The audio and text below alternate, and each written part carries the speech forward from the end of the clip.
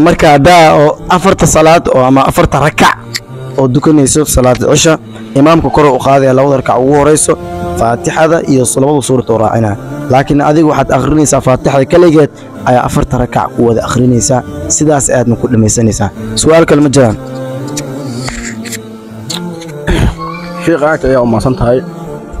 marka aan salaada aan imaamku markuu salaada imaamku xirto oo faatixada akhriyo oo aniga faatixada akhriyo imaam markuu yiraahdo sami'a Allahu liman hamida markuu yiraahdo oo imaamku sujuudo anina istaagsanahay maxaa ku dhiman sheekh tasbiix halal horta waxa waajib ah nabi sallallahu alayhi wasallam wuxuu leeyahay Allahumma salli ala sayyidina Muhammad inma ju'ila al-imamu liyutamma bihi imaamkaani waxa loo sameeyay in lagu dayado loo sameeyay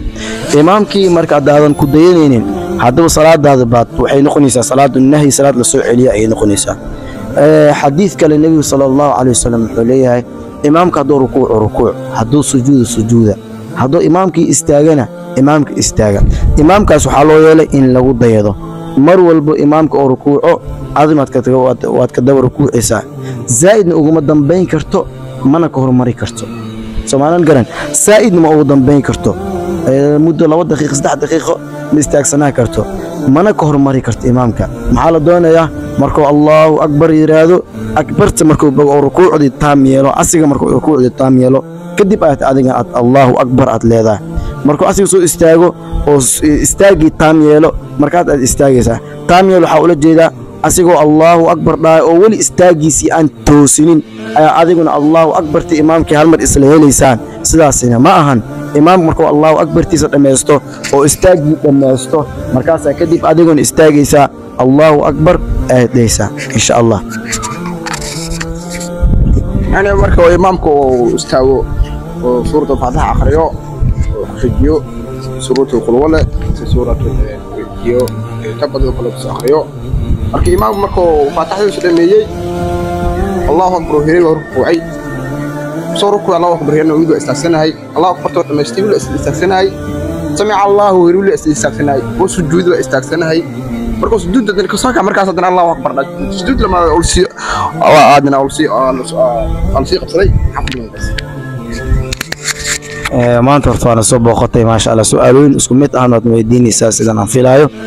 imaamku haddii oo rukuucadin aad istaagsantaa ilaa har rakac uu dhamaad istaagsantaa dan baa kugu sugan danta maxay tahay xaaja miyaa doonaysaa mise waxa weeye riix baa ka dhacdayo salaadii baa ka burtay maxaa kugu dhacay imaamkaas istaagsan aad arkaysid dhaqdhaqaaqiisa dadka aad arkaysid welina aad adiguna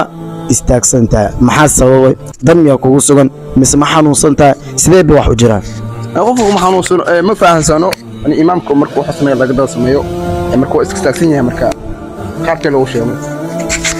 waa iskaga bixisa salaada dhan iskaga bixisa yaadna da imaamka ku dayanaynin salaada dhan iskaga bixisa xaqas iskiisanaysa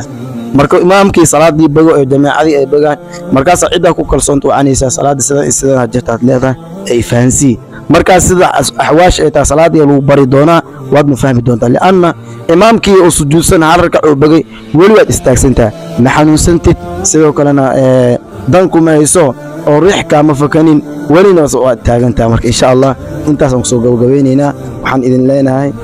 galab wanaagsan والسلام عليكم ورحمة الله تعالى وبركاته تاني تانكو سيدان